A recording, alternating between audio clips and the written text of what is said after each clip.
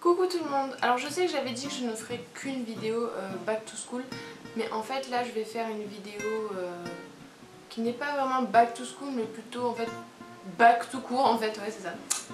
Quel humour Roman. Ouais.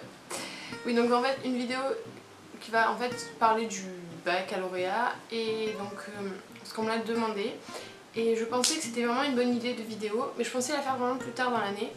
Mais finalement, pourquoi pas la faire dès maintenant en donnant des astuces, des conseils et ce que moi j'ai fait tout le long de l'année pour justement pouvoir décrocher une mention et donc mon bac. Petit avertissement, ce ne sont pas des méthodes et des astuces révolutionnaires qui vont faire que forcément vous allez avoir votre bac avec mention très bien parce que c'est Roman qui l'a dit, donc c'est non. Non, c'est juste des conseils, ce que moi j'ai fait qui m'a permis de décrocher oui, une bonne note au baccalauréat, enfin, des conseils un peu basiques quoi, c'est pas non plus truc révolutionnaire. Hein. Je vais diviser cette vidéo en 4 parties. Alors tout d'abord ça sera mon expérience et le bac, mes notes et... Parce qu'on m'a demandé mes notes, donc mes notes au bac et mon expérience... Enfin bref, mon expérience par rapport au bac. Et ensuite, quoi faire tout au long de l'année, quoi faire pendant les révisions, donc la semaine de révision à peu près, et quoi faire le jour du bac. Enfin en fait, quelques astuces pour chaque période. Donc tout d'abord, mes notes, donc mon expérience et mes notes. Donc, j'ai mon relevé de notes, qui est juste là. Donc j'ai eu français, donc j'étais en terminale, en section ES, donc économique et sociale. Donc en première j'ai passé français, écrit, oral, TPE et sciences. J'ai eu 15 à l'écrit de français, 18 à l'oral de français, 16 en sciences, donc ça c'était pour les épreuves anticipées, et j'ai eu 17 au TPE. Max de points à gagner sur le TPE, c'est vraiment très important. Même ça, on vous dit, vous en foutez, ça compte pas vraiment, c'est que les points au-dessus de la moyenne, et puis ça vous enlève pas de points si vous avez moins, mais c'est super important, ça va peut-être vous permettre d'avoir une mention ou quelque chose comme ça. C'est vraiment le TPE, pour ceux qui savent pas ce que c'est, je me sens observée, mon dieu, bref. Pour ceux qui ne savent pas ce que c'est le TPE, c'est travail personnalisé, personnel encadré, travail personnel encadré, travaux perso, bon bref, quelque chose comme ça. Et en fait, c'est en gros un gros exposé que vous allez faire à l'écrit et à l'oral avec plusieurs personnes de votre classe. Et en fait, quelques conseils par rapport au TPE, c'est essayer de trouver un sujet original, pas un sujet bateau que tout le monde a fait et que les profs ils sont là genre ouais, ça fait 3 ans que je vois le même truc, voilà.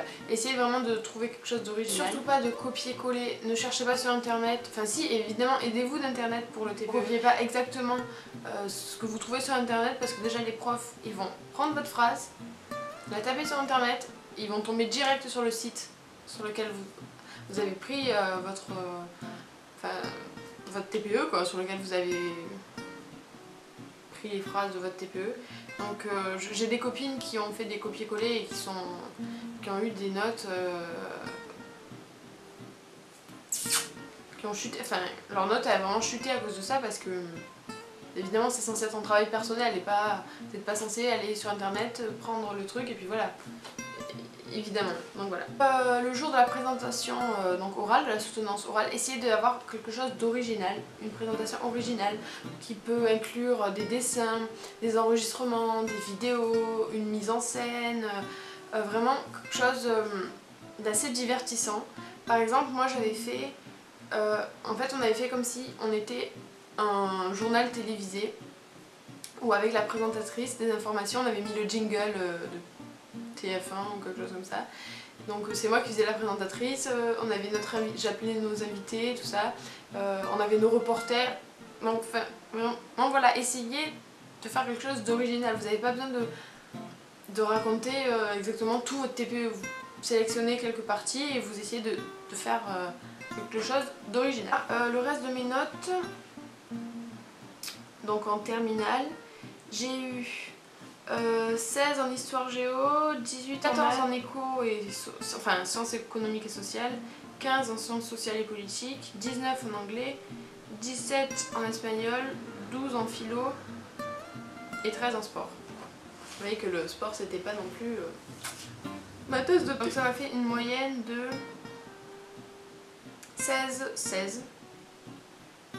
Donc pour avoir la mention très bien il fallait avoir 16. Donc, je n'ai pas dit mes notes pour me vanter ou quoi que ce soit, on me les a demandé. J'ai toujours eu des facilités pour les cours, il faut l'admettre. Mais ceci dit, je suis une nouille en sport et une quiche en dessin ou en chant. On a tous quelque chose dans lequel on est meilleur. Et donc voilà, donc c'est absolument pas pour me vanter ou quoi que ce soit. C'est vraiment parce que ça a été demandé et je pensais pourquoi pas. La deuxième partie, c'est quoi faire tout au long de l'année. Premièrement, ce qui est vraiment logique, travailler régulièrement et apprendre ses leçons donc régulièrement tout au long de l'année. Et comme ça, pour le bac, quand vous arrivez un mois, 2 semaines avant le bac, ce ne sont que des révisions que vous avez à faire. Il ne faut surtout pas avoir tout à apprendre 2 semaines avant le bac. Parce que là, vous êtes un peu dans le caca quoi. Hein. Non, c'est vraiment, ce sont des révisions. Donc si vous avez tout appris tout au long de l'année, voilà, ça va être juste une piqûre de rappel en gros. Et ça sera vraiment plus facile. Avoir ses fiches tout le temps avec soi, bon pas toutes les fiches mais quelques fiches tout le temps avec soi, pour dès qu'on a un creux, donc un moment libre, les lire et enfin en moi ça rentre au fur et à mesure dans la tête sans même se forcer à les apprendre, juste les lire, ça va rentrer et ça va demander beaucoup moins d'efforts qu'être là à sa table, être comme ça, essayer d'apprendre. Pendant l'année, se tenir au courant des actualités et des informations, enfin regarder les informations à la télé ou à la radio, écouter les informations à la radio ou sur internet, je ne sais pas, mais vraiment se tenir au courant des actualités est très important. Si par exemple vous êtes en ES ou de toute façon vous avez tous même histoire, mais en ES particulièrement parce que donc si vous faites surtout sciences politiques comme j'ai fait, enfin sciences sociales et politiques, en éco, en sociaux, en histoire ou même en philo, vous allez avoir la possibilité de mettre ce que vous avez vu aux infos et par exemple de faire l'accroche avec un sujet d'actualité. Moi je sais que pour le bac, d'ailleurs c'était pas très original mais bon je l'ai fait en philo, en sciences sociales et politiques et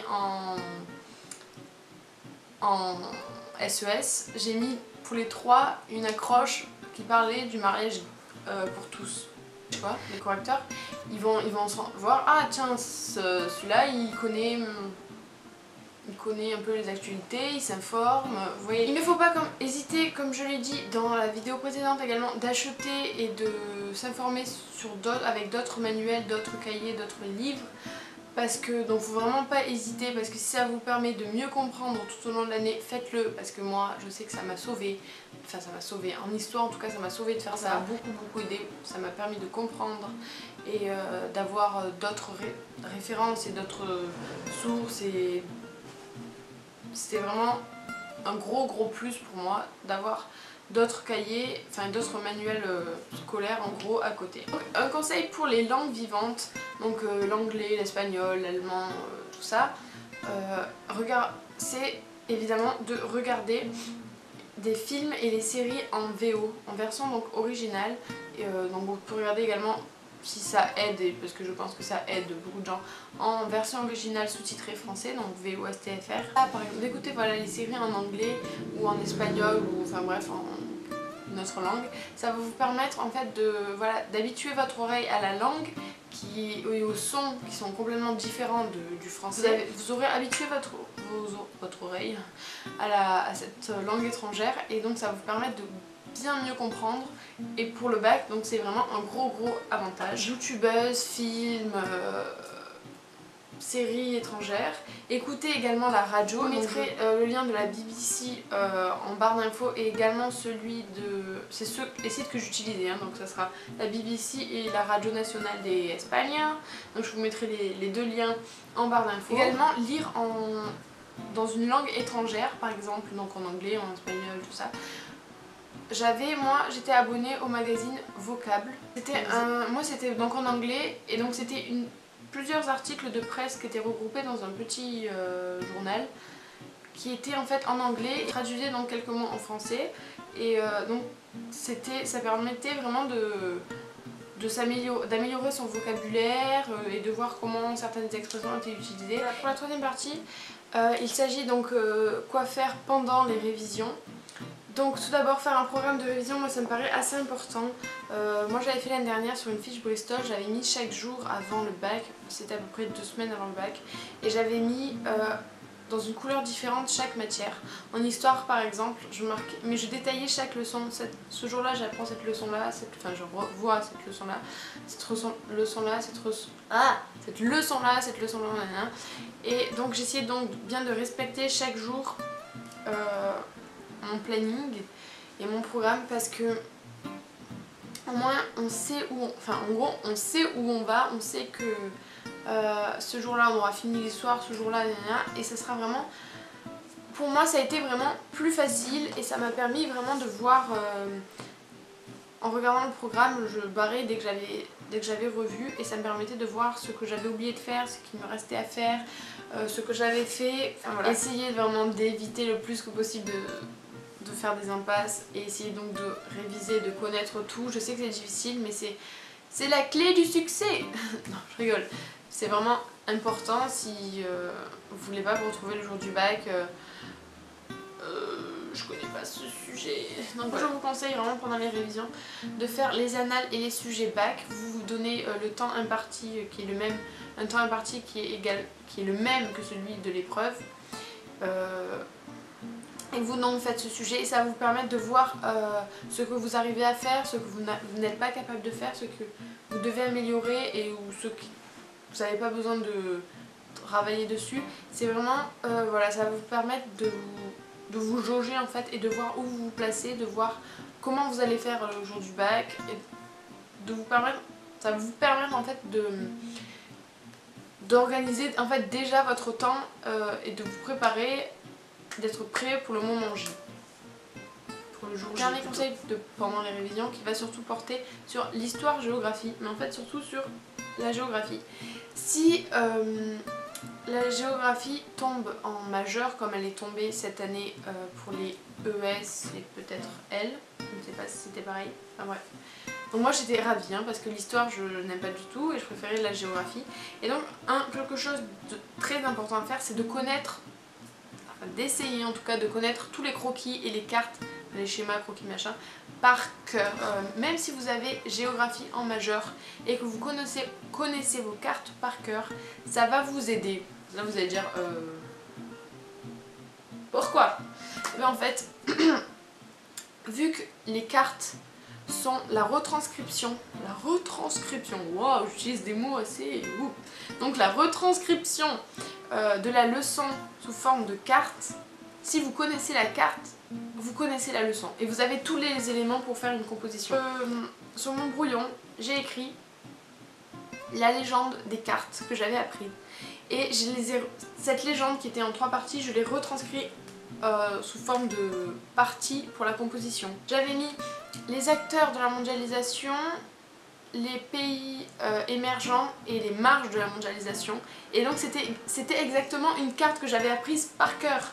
Donc je l'ai retranscrit et j'ai pu faire ma composition comme ça, et donc j'ai quand même eu 16 en histoire-géographie, ce qui est quand même énorme pour moi parce qu'en histoire-géo j'aime pas vraiment cette matière, même pas du tout, donc j'étais vraiment super contente et donc je vous jure ça aide pas la géographie donc qui tombe en majeur et que c'est l'histoire.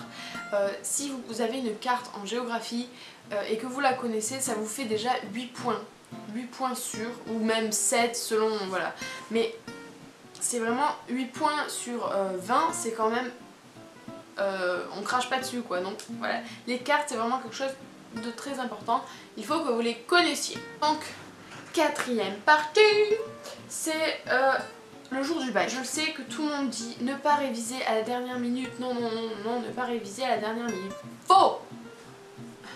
RPZ, Norman. Je vous conseille d'avoir vos fiches, même le jour du bac. Vous êtes dans le bus, vous allez passer le bac. Ayez vos fiches avec vous, enfin les fiches de la matière que vous allez passer en premier. Il faut que vous les ayez avec vous. Ça va vous rassurer. Moi je sais que ça m'a rassurée. Bon évidemment ça dépend des personnes, mais moi ça m'a rassurée et ça m'a permis de voir s'il y avait encore 2-3 trucs sur lesquels je n'étais pas sûre. Je suis vite allée vérifier sur ma fiche et ça m'a rassurée, ça m'a permis d'être sûre de certaines choses, de certains points. Et vous savez pas si le jour là du bac, vous avez la question qui tombe sur le truc dont vous n'étiez pas sûr et vous n'aviez pas vos fiches pour vérifier et personne pour vous le dire, eh bien voilà, vous êtes deg. Alors que si vous avez vos fiches et que vous avez vérifié ce truc, et bien voilà, ça va vous rester dans la tête pour l'heure qui suit, d'avoir révisé, et vous allez pouvoir répondre à cette question. Réviser même 1 heure avant l'épreuve, ça peut être rassurant et ça peut, qui sait, vous pouvez gagner quelques points grâce à ça. Pour les épreuves qui demandent une composition, mais je pense surtout au français ou à la philosophie, essayez de creuser dans votre mémoire. What? Oui, en fait, essayez donc de puiser dans vos ressources et dans tout ce que vous connaissez. Vous allez voir que vous pourriez mettre énormément de références que vous aviez déjà depuis longtemps, mais dont vous ne pensiez même pas que ça a un rapport. Mais si, ça peut très bien avoir un rapport. Surtout, je pense surtout à la philosophie en fait, parce que bon, c'est vrai que en français moins. Pardon. Mais en philo, vous allez voir que vous pouvez prendre vraiment sur tout ce que vous connaissez. Si vous adorez l'art, enfin j'en sais rien moi, si vous adorez l'art par exemple, un tableau qui vous fait penser à je ne sais pas quoi, ou enfin bref, vous pouvez, si vous y réfléchissez bien, vous pouvez réussir à introduire le nom de l'artiste du tableau, ou l'auteur de tel ou tel roman, le poète de machin, le truc. Même des dessins animés ou des films, vous êtes capable, si vous arrivez à faire du sens et à faire un lien entre tout, entre le sujet de votre composition et votre dessin animé par exemple, ça sera que du plus pour vous. Et je vous jure que vous pouvez, même si ça paraît bête maintenant de dire ça, mais ça peut toujours avoir du sens et avoir un lien. Il faut juste réussir à exploiter ce lien et cette connexion entre les deux, entre plusieurs œuvres ou entre le sujet et l'œuvre. Quelque chose de très important, l'orthographe, la grammaire, la conjugaison et tout ça, c'est super important.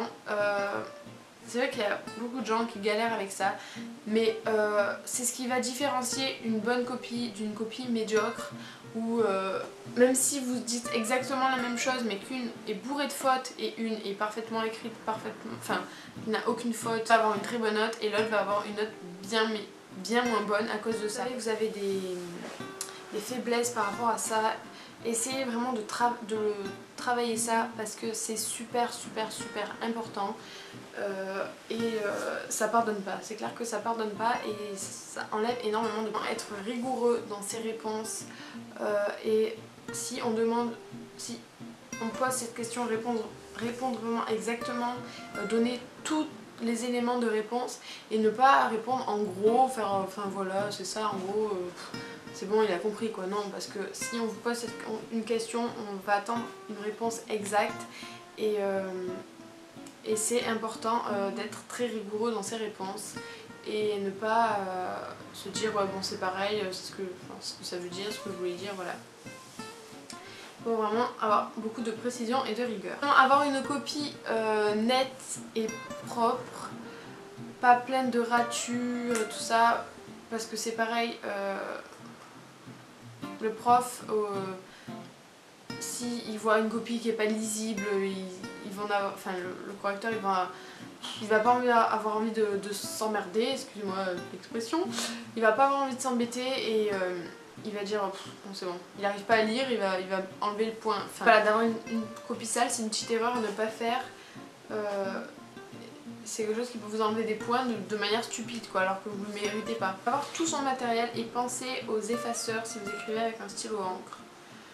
Parce que si vous vous rendez compte que vous n'avez pas votre effaceur et vous avez, ou votre blanco, je ne sais pas, vous allez vous être... Enfin, moi ça m'est arrivé quand j'ai passé le concours de Sciences Po, parce que j'ai passé le concours de Sciences Po, mais bref. Et j'avais oublié mon effaceur et je me suis sentie mais tellement nulle, je me suis dit mais comment je vais faire? J'avais l'impression que je ne pouvais pas faire une erreur sinon j'étais dans la merde. Et ben, j'étais un peu dans la merde d'ailleurs, donc je me sentais super mal. Donc vraiment pensez à vos affaires et donc à vos outils pour effacer, donc effaceur, blanco, tout ça. Ensuite, organiser son temps et avoir une montre, c'est très important, même si moi j'en avais pas pendant le jour du bac. Mais il y avait un mec qui était loin devant, et enfin juste un bureau devant et qui avait sa montre, donc je pouvais regarder. Mais c'est vrai que j'en avais pas. Mais c'est super important parce que ça va pouvoir vous permettre donc d'organiser donc votre temps et de vous dire bon de telle à telle heure je fais ça. Et va également moins vous stresser parce que si vous n'avez pas l'heure et donc pas la notion du temps, vous allez être perdu, vous allez dire mon dieu il me reste combien de temps, j'ai encore ça à faire. Alors que si vous avez votre petite montre, votre heure avec vous, ça va être moins stressant, vous allez voir combien de temps vous avez pris pour faire ça, combien de temps il vous reste pour faire ça, voilà. Dernier conseil très important, c'est de rester jusqu'au bout tant que vous n'avez pas fini. Il est très important d'essayer de grappiller des points de partout parce que en fait les demi-points, si vous finissez avec 9,5, votre copie vaut 9,5, ça va directement passer au 10. Je ne sais pas pourquoi, mais si vous avez 9,5 en anglais, ça va vous donner 10 en fait. Je sais pas pourquoi, c'est comme ça. Mais donc voilà, si vous avez 11,5 ça va faire 12, si vous avez 12,5 ça va faire 13, et etc.